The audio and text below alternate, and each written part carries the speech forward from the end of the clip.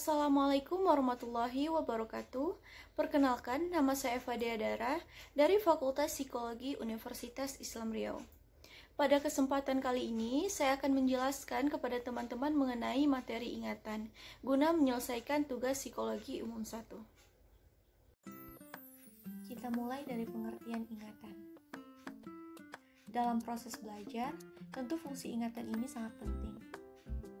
Para psikologi mendefinisikan ingatan sebagai penyimpan informasi atau pengalaman seiring dengan berjalannya waktu.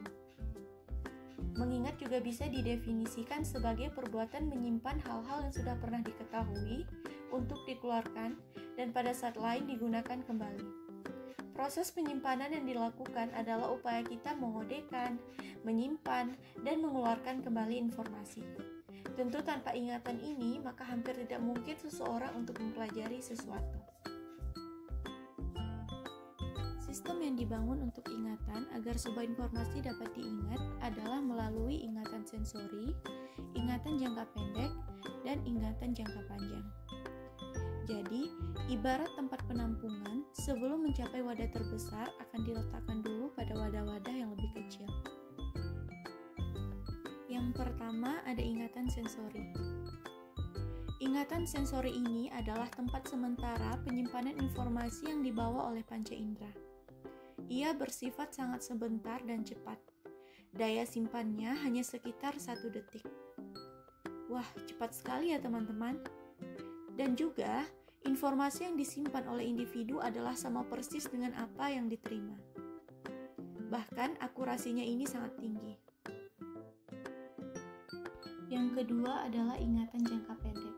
Di bagian ini, ingatan dapat bertahan selama 15-25 detik. Kapasitasnya terbatas sekitar 5 sampai dengan 9 unit informasi. Sering juga disebut dengan 7 plus or minus 2. Pada bagian otak jangka pendek ini, yang bekerja adalah korteks frontal. Lanjut, sistem yang terakhir adalah ingatan jangka panjang. Pada sistem ini, penyimpanan informasi relatif permanen, walaupun terkadang sulit untuk dikeluarkan kembali. Kapasitasnya sendiri nyaris tak terbatas. Kapasitasnya yang luar biasa inilah yang kemudian menyimpan banyak hal yang umumnya berupa fakta-fakta dan peristiwa-peristiwa, kebiasaan, ingatan, dan juga emosi. Misalnya, bagi individu yang bercerai, ingatan itu amat membekas dan akan terus diingat karena ada keterkaitan emosi yang mendalam. Bagian otak yang bekerja pada sistem ini adalah lobus temporal. Pada sistem ingatan jangka panjang, biasa terjadi lupa. Pada beberapa kasus tentang lupa, ditemukan kerusakan pada otak yang disebabkan oleh virus herpes simplex. Gimana ya cara mengingat kembali hal-hal yang sudah pernah kita ketahui sebelumnya? Tenang, di sini ada beberapa cara yang bisa teman-teman gunakan untuk mengingat kembali. Yang pertama, dengan cara rekoleksi. Rekoleksi adalah menimbulkan kembali dalam ingatan suatu peristiwa lengkap dengan segala detail hal-hal yang telah terjadi di sekitar tempat peristiwa itu. Contohnya, seorang pria baru putus dari pacarnya. Ketika dia melamun, dia teringat peristiwa di mana pertama kali ia bertemu dengan gadis itu. Ia ingat ke mall mana mereka pergi, gadis itu memakai baju apa, dan sebagainya. Yang kedua, dengan pembaruan ingatan.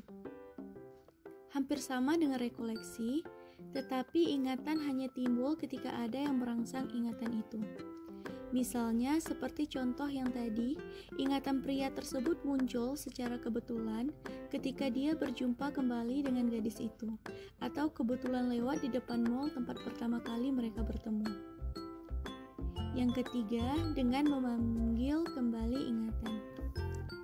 Mengingat kembali suatu hal sama sekali terlepas dari hal-hal lain di masa lalu. Misalnya, teman-teman menghafal saja. Yang hanya diingat di sini hanya sajanya saja, tetapi pada saat apa, di mana, atau dengan siapanya tidak diingat lagi. Ini umumnya terjadi pada saat kita ulangan di sekolah.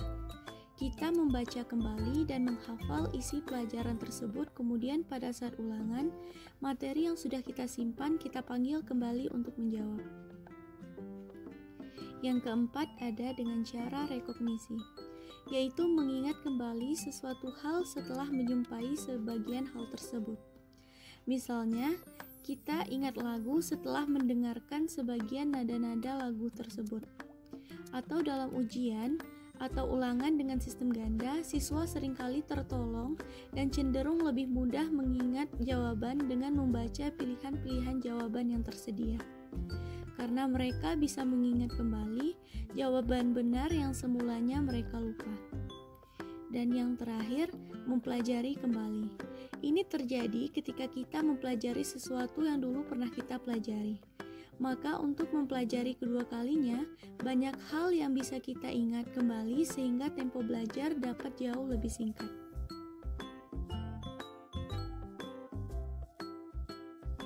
Tapi tentu manusia tidaklah sempurna. Banyak hal yang pernah diketahui tidak dapat diingat kembali atau dilupakan. Adapun lupa bisa terjadi karena kondisi otak, khususnya penyakit karena virus. Ada 4 cara untuk menerangkan proses lupa secara psikologis, dan 1 cara menerangkannya secara fisiologis. Cara-cara itu tidak saling bertentangan, melainkan saling melengkapi. Apa yang telah kita ingat disimpan dalam bagian tertentu di otak. Kalau materi yang harus diingat itu tidak pernah kita gunakan, maka karena proses metabolisme otak, lambat laun jejak materi itu akan terhapus dari otak dan kita tidak dapat mengingatnya sama sekali. Jadi, karena tidak digunakan, materi lenyap dengan sendirinya. Yang kedua, mungkin pula materi itu tidak lenyap begitu saja, melainkan mengalami perubahan-perubahan secara sistematis, mengikuti prinsip-prinsip psikologi Gestalt. Yang terbagi menjadi 3, yaitu penghalusan, penegasan, dan asimilasi. Penghalusan yaitu materi berubah bentuknya ke arah bentuk yang lebih simetris, lebih halus, dan kurang tajam, sehingga bentuknya yang asli tidak diingat lagi. Dan yang kedua, penegasan. Bagian yang paling mencolok dari suatu hal adalah hal yang paling mengesankan. Sehingga dalam ingatan, bagian-bagian ini dipertegas dan yang ingin diingat hanyalah bagian yang mencolok ini. Sedangkan keseluruhannya tidak begitu diingat. Yang ketiga itu ada asimilasi. Bentuk yang mirip botol misalnya akan kita ingat sebagai botol, sekalipun bentuk itu bukan botol sama sekali. Sehingga kita tidak ingat lagi bentuk aslinya. Perubahan ini disebabkan karena cenderung mencari bentuk yang lebih ideal atau lebih sempurna.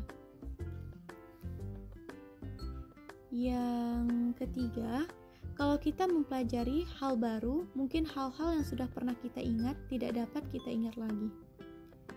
Yang keempat, dalam psikoanalisis ada yang dinamakan represi, yaitu melupakan peristiwa-peristiwa mengerikan, menakutkan, penuh dosa, dan sebagainya.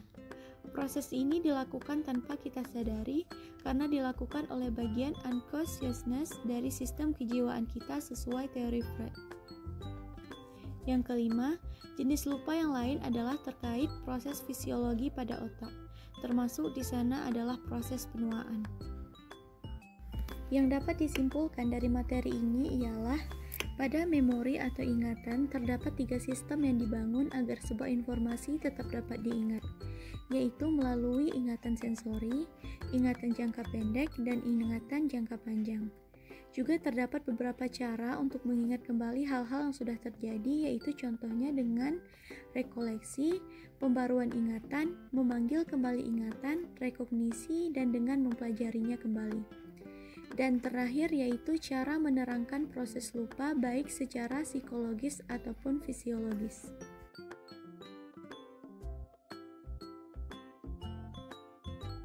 Baik, semoga penjelasan dari materi tadi dapat bermanfaat untuk teman-teman. Mohon maaf apabila masih banyak sekali terdapat kesalahan dalam penyampaian video.